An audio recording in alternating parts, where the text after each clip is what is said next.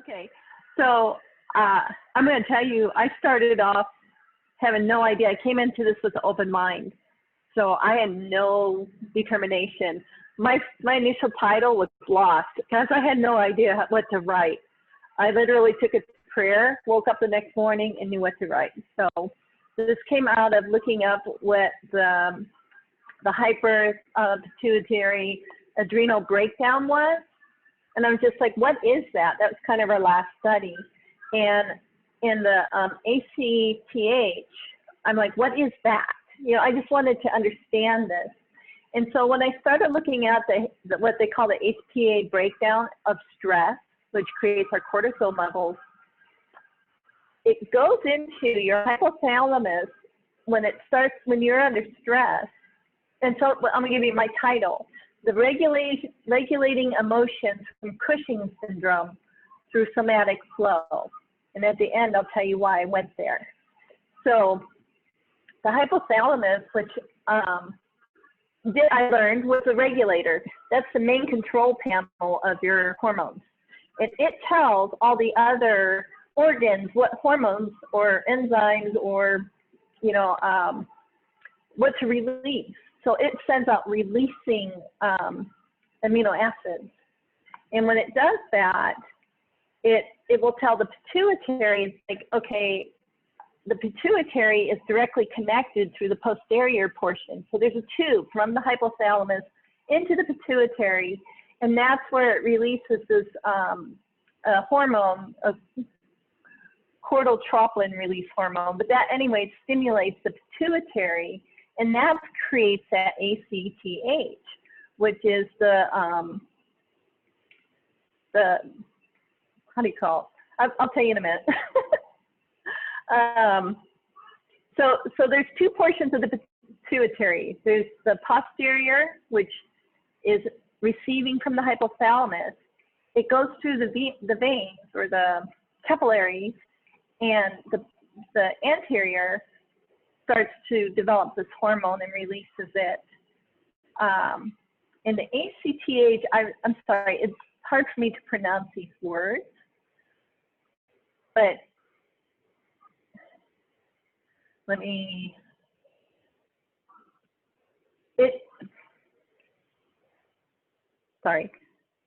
these are hard for me to articulate. It releases the ACTH. I'll have to get back to that one. But anyways, that goes to the adrenal glands. And so the other thing I learned is I didn't know the adrenals were on top of the kidneys. For some reason, I thought the adrenal glands were in the brain. So, you know, a little lack of anatomy there, physiology. And so these adrenal glands, they start creating the cortisol or the cortisone in your body. And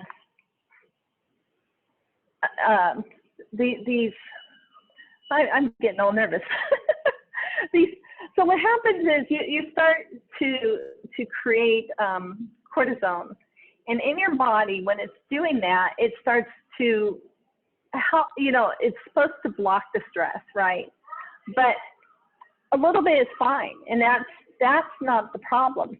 What happens is when you get Cushing's syndrome, it doesn't stop. So the adrenals are constantly pumping out this cortisone all the time. And these can be caused by tumors or over medication. So if you're taking prednisone for too long, you can develop a Cushing syndrome. If you actually have a tumor on your pituitary, it will create a disease. And you have to think about it. It's kind of like a chicken and an egg. You've got all this cortisone. Is the cortisone creating the disease, or did the disease create the cortisone? And I kept thinking about this going, what is the key to this, and how can we help as healers? So I started looking into dance and mindfulness. And in mindfulness, they were able to show that it can lower meditation, and that can lower cortisone through saliva tests in cancer patients. So they actually show right away that calming the mind, also negative thoughts. Just negative thoughts can raise your cortisol levels. So bringing your positive thoughts in, calming the mind can lower your cortisol level. And I'm thinking, okay, well, how does that apply to flow, right? Okay, we can all meditate, but and try to think positively. But I wanted to understand how it would affect dance or flow, and especially what we're trying to do. And so we know stress increases cortisol. We know that even negative thoughts can increase it. Mindfulness can decrease it. But dance, so one thing they said is dance can be considered a form of rhythmic auditory stimulation. In this technique, a series of fixed rhythms are presented to patients, and the patients are asked to move to the rhythms, right? You're moving in your body. To do that, and it's adding somatics, right? Somatics is a field within the body that it studies internal physical perception and experience. So dance, internal perception, experience, mindfulness, which has two ingredients, awareness and acceptance. And I'm thinking these are all kind of fitting in together. And part of this, they've been able to do studies on dance and the effects of psychology and depression. And they were able to see that dancing helps to reduce stress, increase levels of the feelings of serotonin, which is part of your good feeling hormones.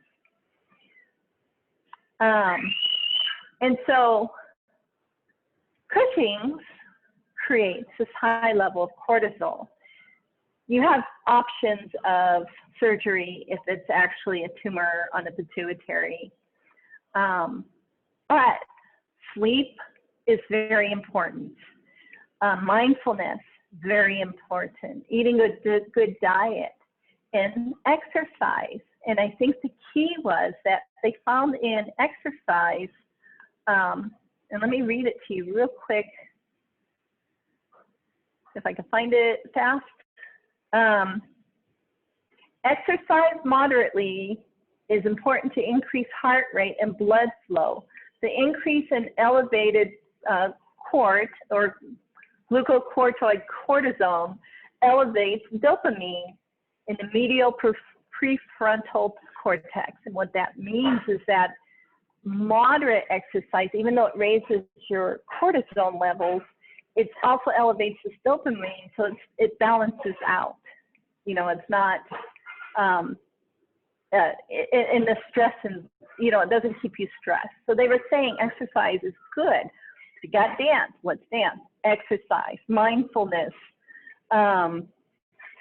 somatic flow. So I'm thinking this is great. It adds it all together into one format, creates positive emotions and reduces stress. And so, the little bit I've been writing about with my visit with my sister is I asked her, I go, could you look at Cushing syndrome with your doctor? Because she has all the symptoms. And I'm like, that explains the mood, the frantic mood and depression, can't wake up, can't go to sleep. She's got the hump on her back. She's got the body. She's got all the symptoms. And she goes, I had an MRI of my back for back pain. And she goes, I asked them to look if there's anything else on there. And they told her there's something on your kidney. And so I talked to her yesterday and I go, you need to go and get that checked out. But I've been doing the NSF with her. And I mean, we only did a few, and we've done a few on the, using the phone, but her personality is much calmer. Like we can talk. So that was the point of my paper. And if you have any questions, but I am complete. Thank you. Wow. Wow. I can't wait for to share the papers with each other. I can't wait for you all to see Charlotte's paper. It is very in depth, and you really break down the explanation of the HPA axis, and you get into, she gets into a lot more detail than I did inside of that module, and you did an excellent job. I love this topic, Charlotte. You really, I'm like just soaking it in. Just you're really bringing a lot for us to learn here, right? I'm learning so much with it, with your presentation. And so thank you for that. One thing I just right off the top of my head is, what was the mantra with your sister in the NSFT? I'm curious what were the mantras? Oh, hers is, it started off with "I am loved," and that was that first video. The second one, which you couldn't see, she started transitioning to "I love myself," and you see her shake it off, like, and then, like, it was hard. It was so hard for her to say that, and that was so powerful to see it in her, the struggle of accepting herself. Mm-hmm. So we're still working on it. Wow. Yeah, to me, that kind of like really speaks to just how important holistic treatment is. You know, I mean, with something like Cushing's syndrome, Cushing's disease, and so many stress-related diseases are often treated just physically, right? Yeah. Like, let's go in and remove this Right. tumor. Let's go in and do whatever it is. Like, let's you know, use hormones or pharmaceuticals and all of that. And yet, with your sister, you're seeing something shift when you really bring in the psychological, even spiritual. I imagine you're holding some space for her, right, in a way that Yes. Probably has never happened for her in a long, long time. Never. Yeah. So She's yeah. She was homeless for 10 years. You know, she struggled very, and we've been there the whole time. So I can tell you, homelessness is not just because they didn't have money. Homelessness is right. a mental struggle. wow. Yeah. Wow. Wow. Wow. Did So not it's, know. yeah, it's interesting. I think obviously you're not a doctor, right? And neither are we. But it is interesting, an observation of the state of medicine in this world is, as Jinju said, it's all taken place as the body, as this machine, and let's optimize it and let's find out what the medicine it needs, right? But then they forget the holistic part of this. Like, you know, when she goes to her doctor, the doctor that's going to check what's going on with her tumor, will they ask her, hey, tell me about what's happened in your past? You know, what was your childhood like? Maybe, maybe not, right? But because when I read your paper, I was thinking about, because at the end you talked about your sister, and of course I was thinking about things like, as you had talked about diet. I know that's outside the scope of your paper, but I'm a big believer, you know, being vegan for plus 20 years is, as Hippocrates says, which all doctors take the Hippocratic oath. Hippocrates said, let food be thy medicine, let medicine be thy food, right? And so I always think about that kind of stuff, diet, as you pointed out in your paper. I think about, wow, was she nursed? Well, you know, like I think of all these things that lead up to today. And it's great that you're looking at that, because now she has the opportunity to look at holistically what's going on with her, not just, okay, my back hurts, and so I better take something for that, or whatever. So she's really lucky to have you to open her eyes even more than it has been of what else to look at.